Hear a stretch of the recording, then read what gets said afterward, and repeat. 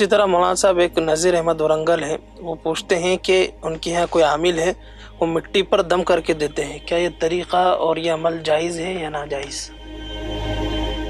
عملیات میں اصل میں عقل کو دخل نہیں ہے، بہت ساری چیزیں ایسی لوگوں نے ایجاد کر رکھی ہے، اس سے لوگوں کو فائدہ ہو جاتا ہے۔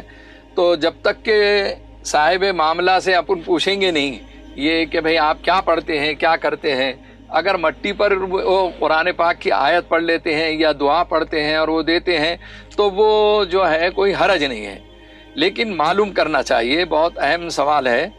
عامل اگر تجربہ کر رہا ہے تو وہ کس چیزوں کو یعنی پڑھ کر کرتا ہے۔ جب کوئی پانی پر دم کرتا ہے، تیل پر بھی، دیگر چیزوں پر بھی دم کرتا ہے، مٹی پر بھی دم کر لیتا ہے، تو بعض روایتوں میں اس کا یعنی جو ہے تذکرہ موجود ہے۔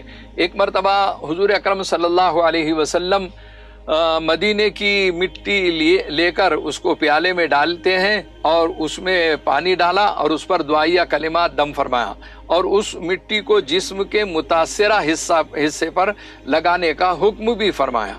مریض کو درد سے نجات مل گئی۔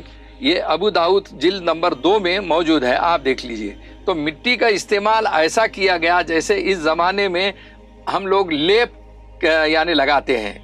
ایک کہاوت مشہور ہے کہ اللہ چاہے تو پتھر اور مٹی سے بھی شفا مل سکتی ہے۔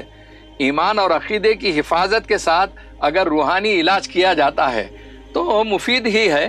اللہ کے رسول صلی اللہ علیہ وسلم نے مٹی کے ذریعے سے یعنی جو ہے علاج کیا ہے، تو لہذا کوئی عامل اس سے کوئی چیز استنباط کر کے، کوئی اجتہاد کر کے کسی چیز کو ایک فارمولہ بنا لیا ہوگا اور وہ کرتا ہوگا کہ مٹی پر دم کر کے دے دیتا ہوگا اور اس سے لوگوں کو شفا مل سکتی ہے۔